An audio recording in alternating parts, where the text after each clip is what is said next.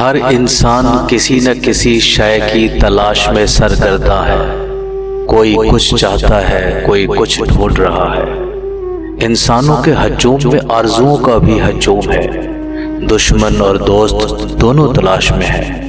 کائنات کی تمام اشیاء کا ہمہ وقت مصروف سفر رہنا کسی انوکھی تلاش کا اظہار ہے۔ آرزو اگر شکست سے دو چار ہو جائے تو یہ اس بات کا ثبوت ہے کہ زندگی اپنا وجود رکھتی ہے۔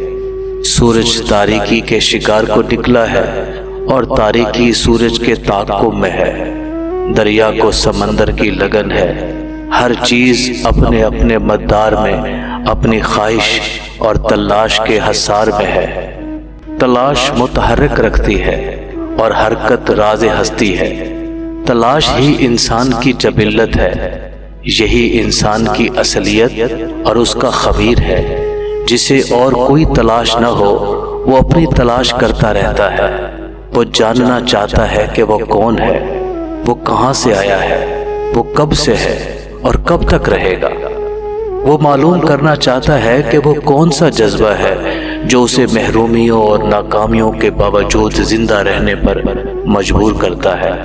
انسان اس بات سے آگاہ ہونا چاہتا ہے کہ یہ کائنات اور نظام کائنات کس نے تخلیق فرمایا، کون ہے اس پردہ رانائی کے اندر اور باہر، اور پھر یہ پردہ کیا ہے۔ تلاش کا سفر اتنا ہی قدیم ہے جتنا ہستی کا سفر ہے۔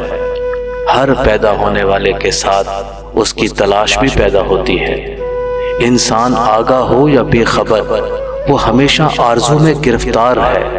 اسے ہر وقت احساس ہوتا ہے کہ وہ کچھ کھو چکا ہے، جس کی وجہ سے وہ ایک نامعلوم تلاش میں جکڑا رہتا ہے۔ انسان کی تلاش ہی دراصل اس کا نصیب ہے۔ یہی اس کے عمل کی اساس ہے۔ یہی تلاش اس کے باطن کا اظہار ہے۔ یہی اس کے ایمان کی روشنی ہے۔ تلاش انسان کو چین سے نہیں بیٹھنے دیتی۔ اسے یوں محسوس ہوتا ہے کہ جیسے کوئی اسے اندر سے کاٹ رہا ہے، ڈس رہا ہے۔ کچھ انسان صداقت کی تلاش کرتے ہیں۔ یہ ساری کائنات ہی صداقت پر مبنی ہے، لیکن صداقت کا اپنا کوئی وجود نہیں۔